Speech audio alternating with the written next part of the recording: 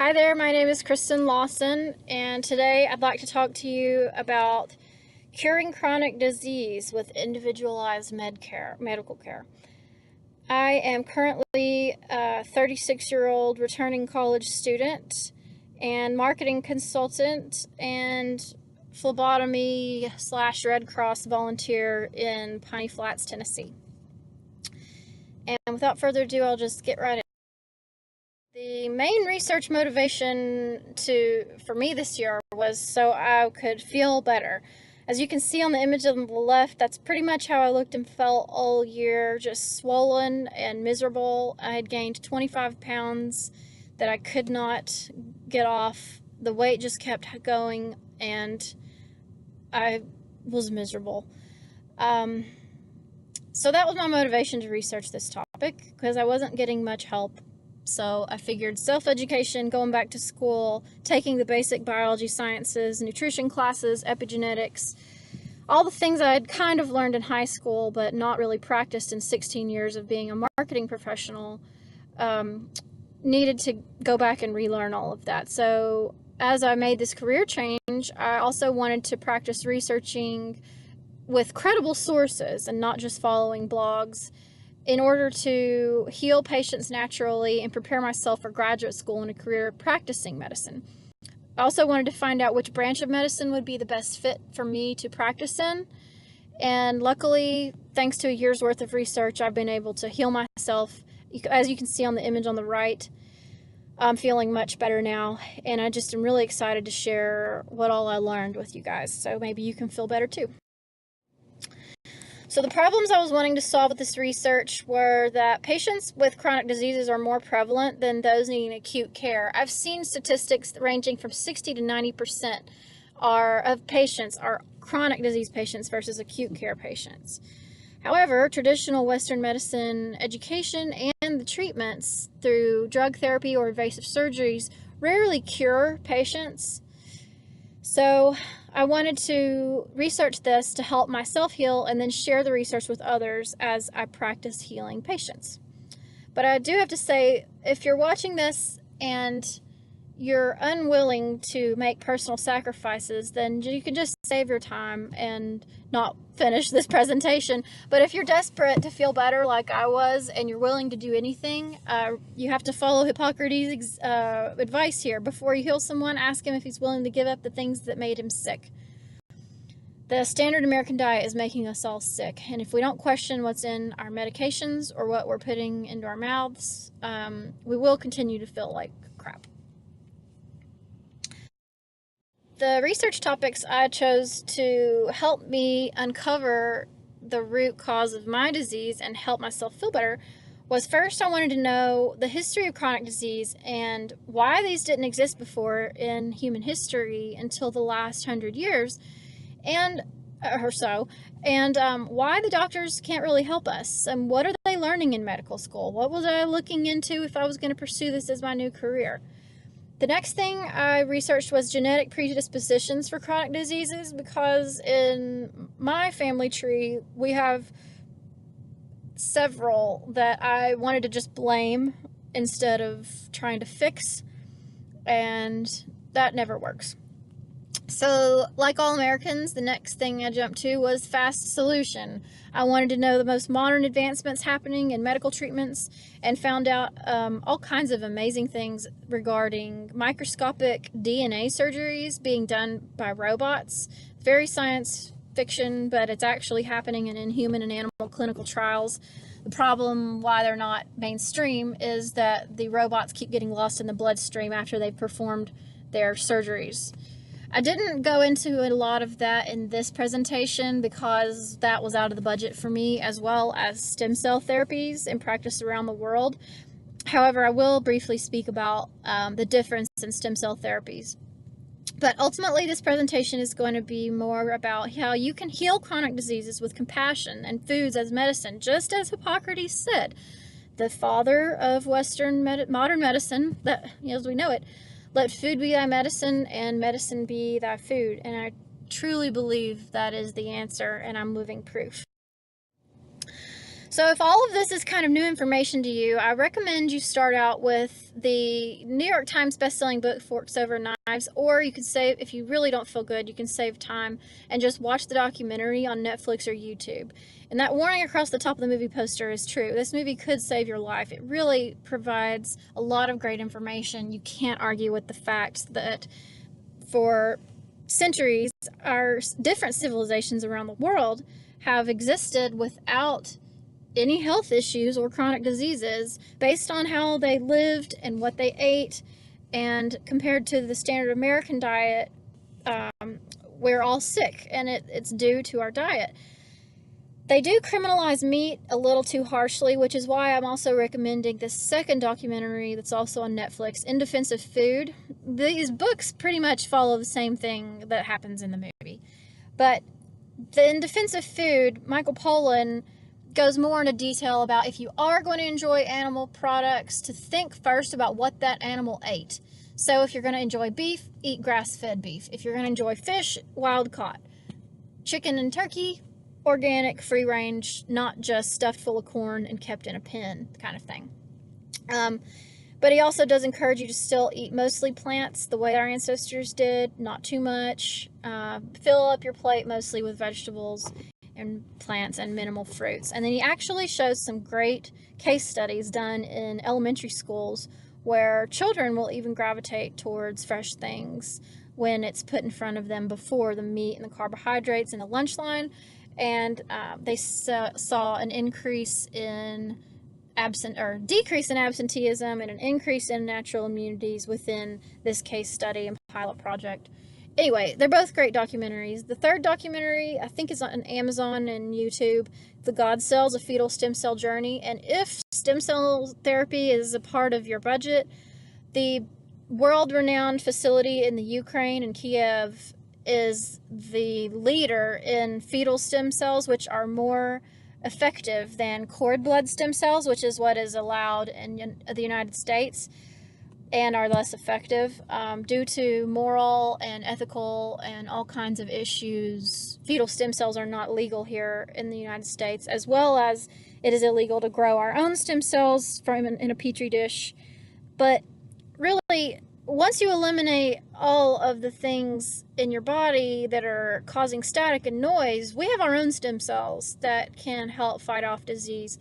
And in the God Cells journey, the director checks himself into the M-Cell facility and receives all kinds of complementary therapies as well as the stem cell injections, like massage therapy and specialized alkaline diet and hyperbaric oxygen chamber therapy.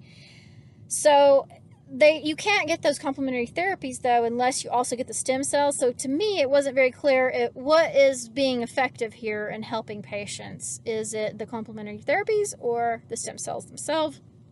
It's left to interpretation. Basically, all the research I found was the root cause of all disease is inflammation due to stress, environment, food, or prescriptions or supplements that we're already on that are causing the inflammation, and that leads to chronic disease, cancer, Alzheimer's, diabetes, arthritis, just a whole host of problems.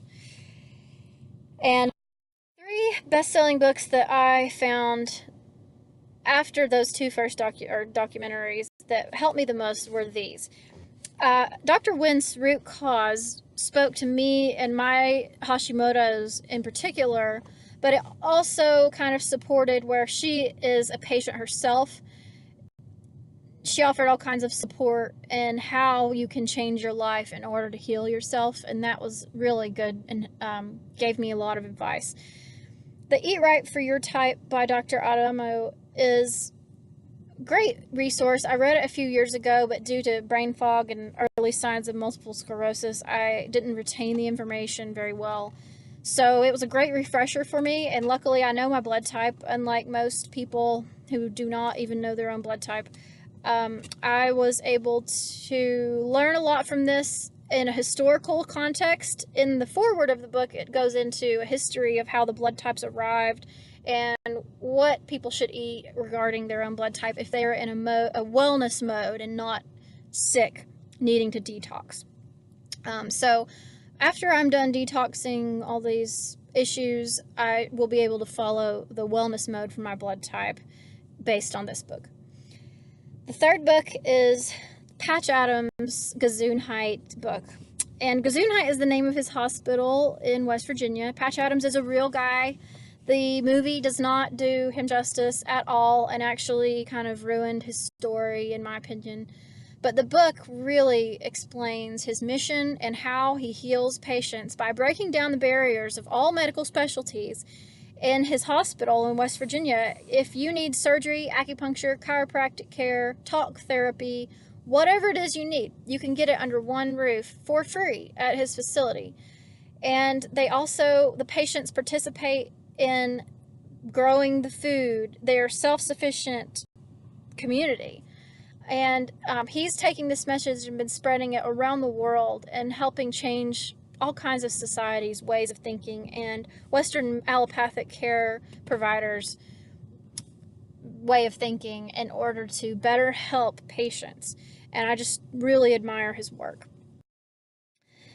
The last few books I'm going to recommend before getting into the how you do this and what worked for me specifically are the Encyclopedia of Healing Foods. It's just a great reference tool. It's written by a nutritional dietitian. There offers some benefits and forewords in front of every chapter too that I was able to read easily. Dr. Sweet's Slow Medicine chronicles her career in practicing medicine as an allopathic medical director at one of the last remaining almshouses in San Francisco, which was a hospital for the poor. And she saw up to 1,500 patients at a time who had no health insurance and nowhere else to be. So she was able to really experiment with them and use ancient healing practices that Hippocrates and Hildegard of Bingen, I'm butchering that name, but medieval herbal tinctures, and slowly giving the patients time to heal and not trying to intervene with modern medicine, when a lot of times modern medicine wouldn't have helped these people if they were antibiotic resistant. And I really respect her work, and she gave me hope to know that there's doctors out there who can help patients and change their way of thinking based on what they learned in med school. Another doctor that was a patient herself was Terry Wahls, and her book really focuses on a paleo diet, 3 different versions of paleo diet, one being more restrictive and similar to the autoimmune protocol, that helped her throw away her wheelchair and get back on her mountain bike and reverse her multiple sclerosis by just changing what she ate and the way she lived. And after Western medicine failed her and all of her colleagues were scratching their heads and her disease kept rapidly progressing, she was able to deactivate her disease genes and reverse the progression, and I just really respect her work. So I know all of this is confusing because it was for me, and what the heck do I eat then? This is the best Venn diagram I've seen of how paleo compares to Whole30, compares to autoimmune protocol. And the autoimmune protocol is not a life sentence. This is just while your body is resetting itself and you're regenerating new blood cells and regenerating a new liver that's been damaged from years of eating acidic foods or stress or whatever it is that made you sick in the first place. And so I've been following the autoimmune protocol now for 72 days, and I've seen amazing results. At first, I was really upset about missing out on my dairy and grains. So carbs were part of my every meal routine, as well as cheese was like my dessert. And I've had to find all kinds of alternatives in order to stay healthy and stay with this program. But luckily we live in the information age, and this chart is on Pinterest, and a lot of the recipes I'm finding are on Pinterest, and there's a huge community of support if you know how to look for it.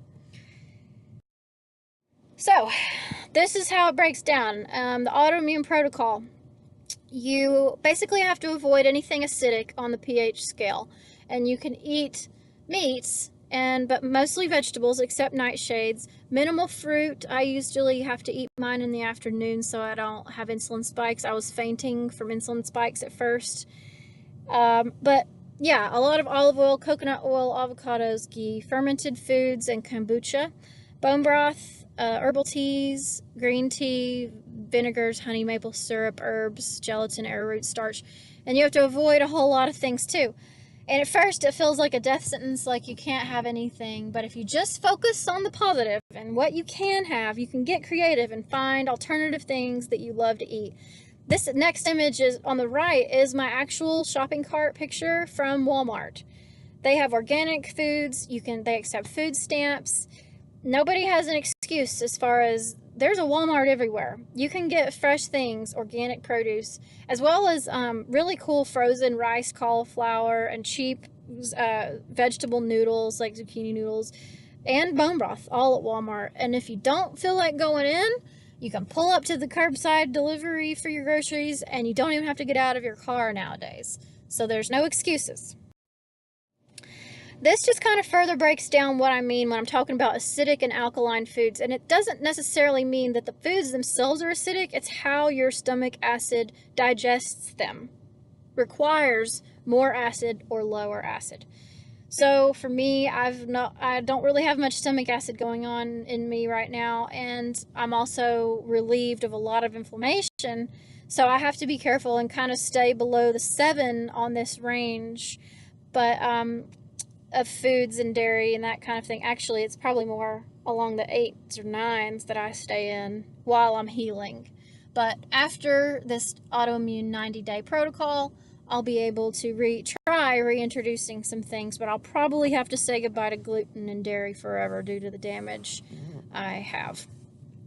And the image on the right is just another quick like shopping list I found on Pinterest that shows reasons why you have to avoid those things, which kind of helps you understand, okay, these things are bad for me right now because I'm really sick, so I need to focus on what I can have, not what I can't have. And it's easy just to kind of keep this up in the grocery store as you're just still learning on what to buy. That's what I did. So, in conclusion, the cure to a long, healthy life requires patients pay attention to the foods they put into their bodies.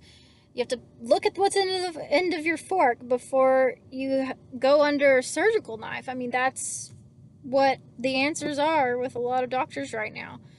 But patients can actually heal themselves by combining healthy nutrition with a happy mind for better quality of life, free from chronic disease. And as Thomas Edison said over 100 years ago, the doctor of the future will give no medicine, but will involve the patient in the proper use of food, fresh air, and exercise. And that's why I have some future recommendations. But I'd also like to share my research process. I charted everything I was eating and ultimately realized my medicine was making me sick because it had lactose and corn binder ingredients, the levothyroxine synthroid that I was on. So I changed to Armour synthetic. Desiccated pig thyroid gland is what's in Armour. And seen a whole lot of results since then. Awesome results. But I encourage you to question all of your medical options the way that I did.